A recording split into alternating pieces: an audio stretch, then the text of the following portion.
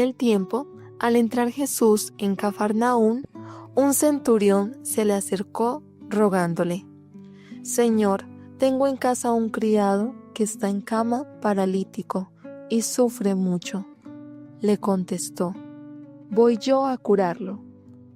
Pero el centurión le replicó: Señor, no soy digno de que entres bajo mi techo. Basta que lo digas de palabra, y mi criado quedará sano. Porque yo también vivo bajo disciplina, y tengo soldados a mis órdenes, y le digo a uno: ve, y va; al otro: ven, y viene; a mi criado: haz esto, y lo hace. Al oírlo, Jesús quedó admirado, y dijo a los que lo seguían: en verdad les digo que en Israel no he encontrado en nadie tanta fe. Les digo que vendrán muchos de oriente y occidente, y se sentarán con Abraham, Isaac y Jacob en el reino de los cielos. Palabra del Señor. Gloria a ti, Señor Jesús. El día de ayer empezábamos ese Adviento, y como nos dice el Evangelio, estad en vela, pues orando en todo tiempo para que tengáis fuerza. Lucas capítulo 21, versículo 36.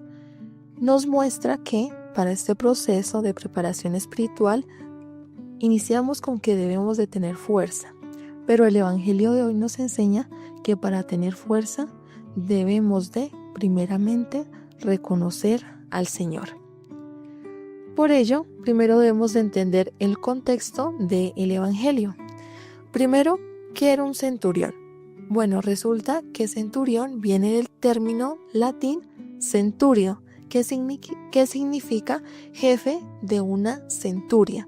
Y una centuria es, por decirlo así, un conjunto o cantidad de 100 hombres. O sea que, resumidamente, un centurión es un jefe que tiene a cargo 100 hombres. ¿Y qué era lo que hacía entonces ese centurión? Bueno, pues resulta que era un líder que tenía la cualidad de que era firme y valiente, de que siempre cuando habían esas guerras, él tenía que estar en la primera línea de batalla para dar ese ejemplo, que también tenía o portaba un bastón de vid con el que podía administrar castigos físicos, pero también que, además de su función de combate, como lo vimos anteriormente, tenía esa característica de escoltar prisioneros y participar en los consejos de guerra, y simbolizaba el poder y el liderazgo. Por eso podemos hacernos una imagen visual del centurión como un soldado romano, con la diferencia del bastón que comentamos, de una capa roja, y de que en la parte metálica él tenía como unas gretas o unas espinillas metálicas. Eso lo diferenciaba de todos los soldados como líder. Listo, entonces ya teniendo claro esto, podemos ver que el centurión en ese momento tenía mucho poder. Jesús, cuando lo vemos en otros episodios, en otros momentos de las parábolas o de los milagros, él está comunicándose con las personas pobres. En este caso, él estaba con otro líder, y que en ese momento ese líder, desde la manera del mundo, tenía más poder sobre Jesús. Pero el que hace el centurión no se lo lleva, no lo humilla, no lo escupe, no, sino que se hace humilde. Él no compartía la religión de Jesús porque él era romano, entonces tenía otras creencias, otras ideologías, pero sí reconoce el poder de Jesús y reconoce los milagros que él también hacía, por lo cual lo reconoce como hijo de Dios, a pesar de ser extranjero y no ser judío. Y miren lo que hace: él se humilla a pesar de ese poder que tiene y le pide a Jesús: Señor, hazme este milagro. Entonces nos enseña que, como el centurión, Nosotros debemos de tener esa humillación ante Dios. Muchas personas en este momento de Adviento, o tal vez tú también dirás, no, pero es que yo ya conozco eso, si yo tengo mi relación bien con Dios, ¿para qué yo voy a hacer eso si yo estoy bien?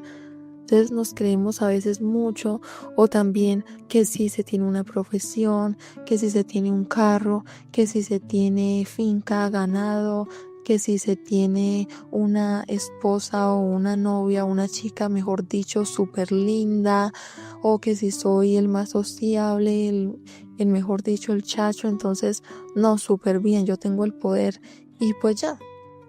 Dios ya queda como en segundo plano, o nos centramos tanto en el poder que no somos humildes ante Jesús. También la importancia de la fe que nos muestra el centurión. Él le dice, no, Señor, no es necesario que tú vengas, solo una palabra tuya bastará para sanarme. ¿Cuántas veces tenemos la palabra de Dios, que Dios mismo nos lo muestra en su palabra, que tiene poder? Y nosotros, si no vemos el milagro, si Dios no hace lo que nosotros queremos, entonces decimos, no, la palabra no tuvo poder porque yo la verdad no creo en eso hasta que yo vea el milagro. Y empezamos a no tener fe y confianza en Dios. O también en ese poder no reconocemos que Dios es Hijo, que vino a humillarse, ¿sí?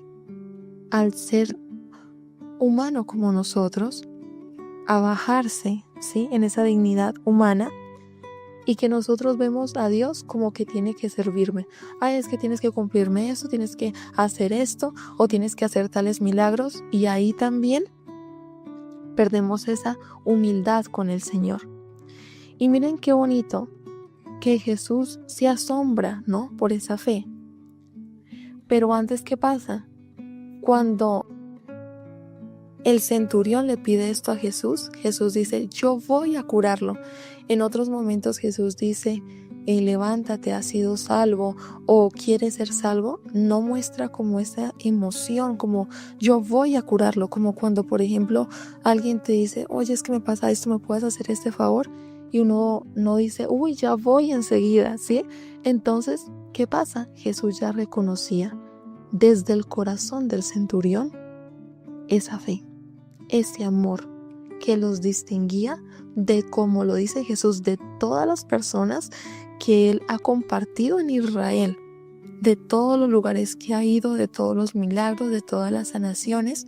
Entonces es desde lo profundo del corazón que podemos ver que allí es donde emana esa relación con Dios, y ese reconocerlo como hijo de Dios.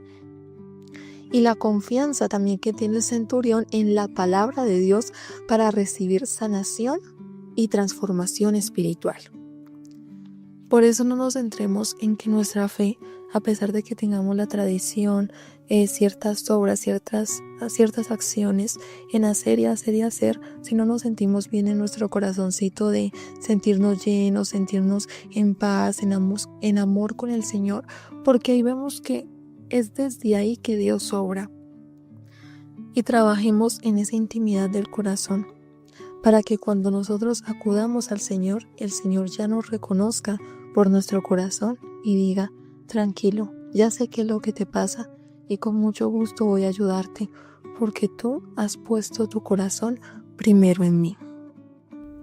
Y descienda la bendición de Dios Todopoderoso, Padre, Hijo y Espíritu Santo, sobre ti y todos los tuyos, hoy y siempre. Amén. Contamos con sus oraciones y también con sus observaciones. Ayúdenos a difundir este espacio de palabra y encuentro. El Señor los bendiga.